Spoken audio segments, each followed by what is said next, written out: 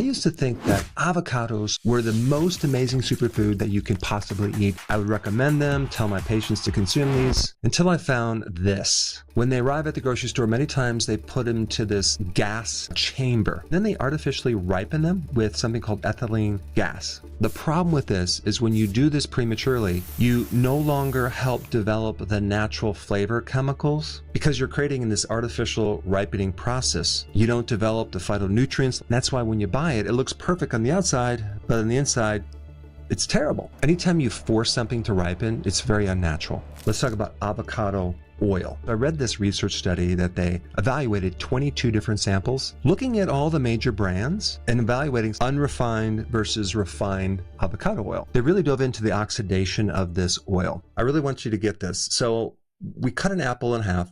On the left side, I put lemon juice. On the right side, I did not. As you can see, it's a lot darker than the left side. That's oxidation. Oxidation is like the rusting out of something. When it comes to avocado oil, there is a tremendous amount of oxidation occurring. My question is, what the heck's going on? I'm spending a lot of money on this. Just think about an avocado, right? And compare that to seed oils like corn oil or cottonseed oil.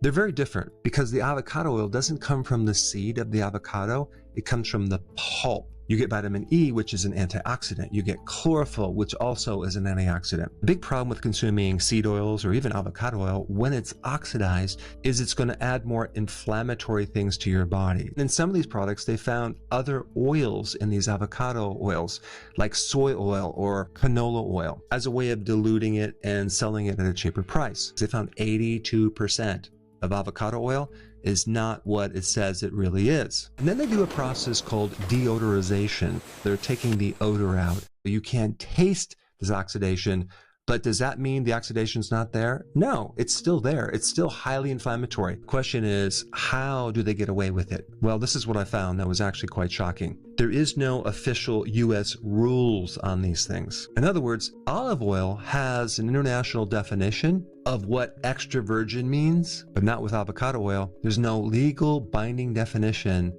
of the way that they're supposed to process these things. This has opened up the door for a lot of corruption. There's all sorts of scams going on, trying to dilute avocado oil with other oils, but on the label, you can't tell the difference. What was really shocking in this research study, which I'm going to put a link down below, there were some products that had 0 avocado oil in them. Instead, there was soybean oil, canola oil, despite the labeling of pure. Don't worry, it gets worse. Country of origin. It's probably grown in California and they just process it there and they ship it to me, right? If it says a product of the US, it can be grown in China, blended in Mexico, but it's bottled in the US. This makes it a product of the US. Unfortunately, the regulations, the enforcement is just not there for avocado oil. And then we get to the expiration date. There is no law that you have to have an expiration date on these bottles. On this bottle right here, it says best used by, and then they give you a date,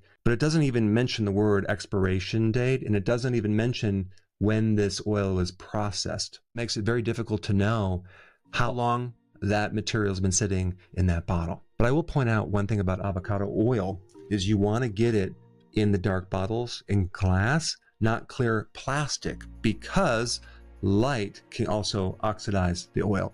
Next point, guacamole. Many of the guacamoles in fast food restaurants don't contain much avocado. They're replaced with green peas, hydrogenated oils, food starches, of course. It's kind of like green goo. And then I also want to mention the point about cosmetics. They say they use a lot of avocado oil or so-called avocado oil. Yet the first thing on the list is soy oil. And the second is palm oil and then mineral oil. And of course, at the very bottom, you see that they've just put this tiny bit of avocado oil, creating this illusion that it's all avocado oil when it's really not. How do we navigate through this? If you're going to buy avocado oil, make sure it's a dark bottle and glass. Make sure it actually has an expiration date. Some companies put that on there. Don't always go for the absolute cheapest brand. If you could also find the harvest date, that would be the best thing to look at, because you don't want to buy a product that is like a year old. Also, when you look at the actual oil, it should be slightly tinted green. It shouldn't be clear unless you buy something that's refined,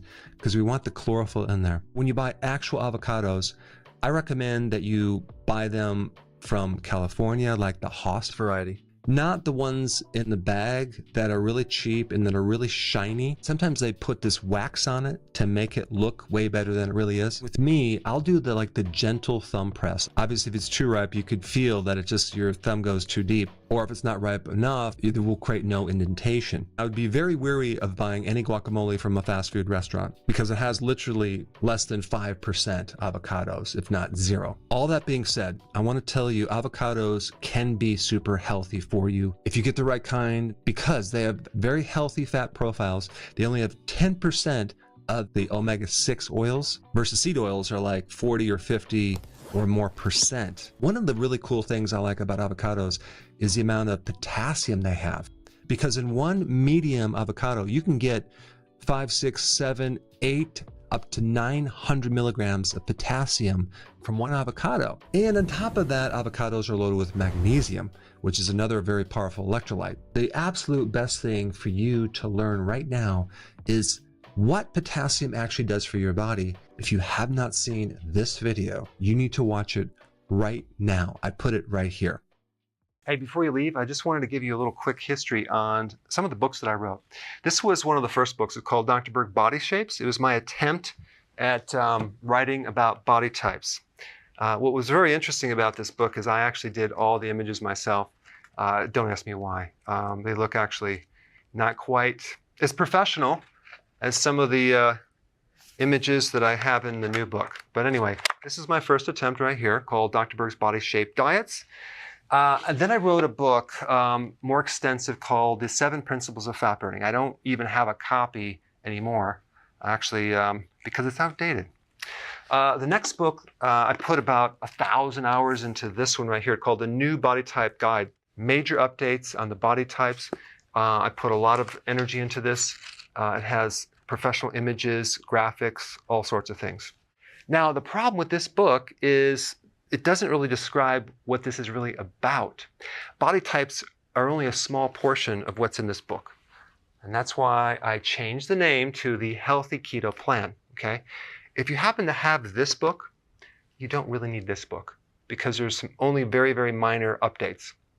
But if you don't have this, you need to get this one right here.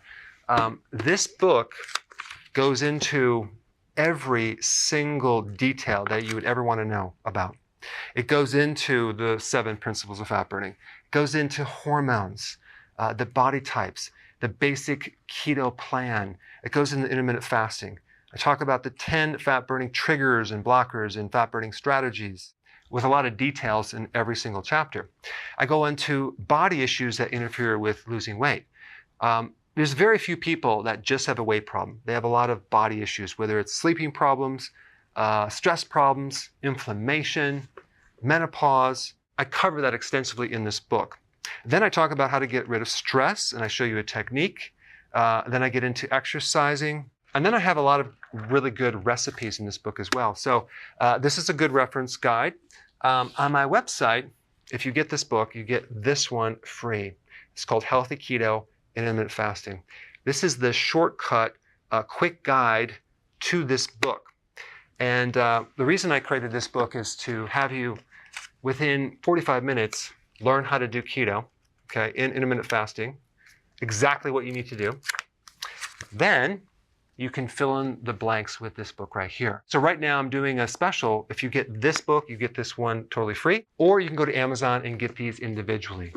So I just want to clarify the difference between this book and this updated one right here. If you don't have this, you need to get this right here. That way you can get the exact correct information to do it healthily.